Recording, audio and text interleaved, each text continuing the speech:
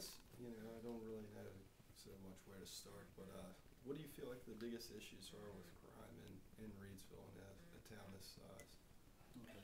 Well, first of all, let me introduce myself. I'm Detective Muhammad, and I'm primarily a gang investigator. I deal with a lot of youth in the schools, prevention and intervention. So from that standpoint of view, I'd say most of the crime occurs, in the school environment.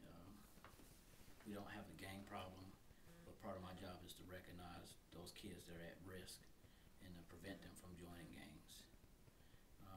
As far as criminal activity, it's relatively quiet.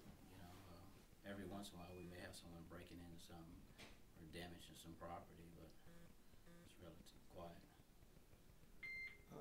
Could you speak more about you're talking about gang issues and gang activity?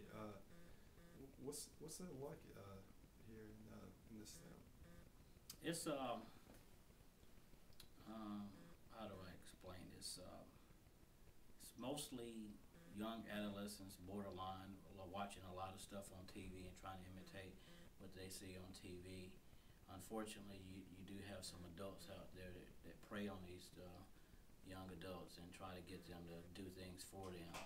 Part of my job is to first identify the kids that are at risk and show them that if you go do something for an adult, you're going to be held accountable for it, especially with the new gang laws in effect.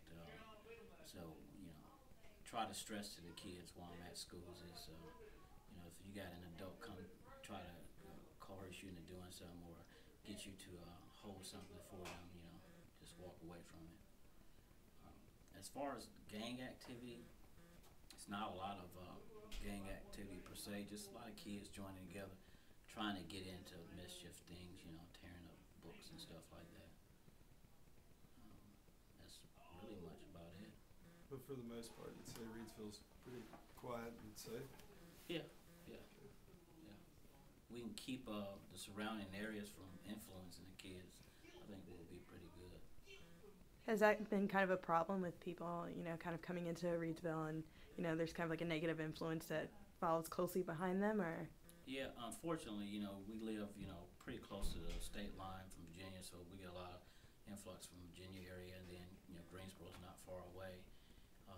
So, it's challenging for us to keep that influence outside of the city because, a lot of kids get bored, especially in the summertime.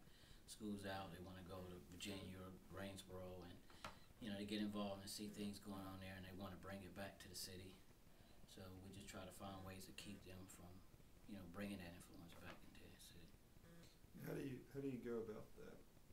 How do I go about that? Well, that's a good question. Something I'm working on right now.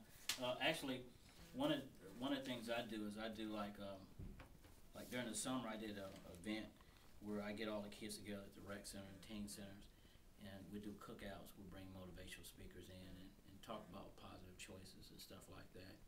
So I spend a lot of time outside of school with recreation departments and stuff like that. Get them involved in other programs outside of school, so that way they won't join gangs or get involved in criminal activity. And that's something that I was just working on. So. Okay.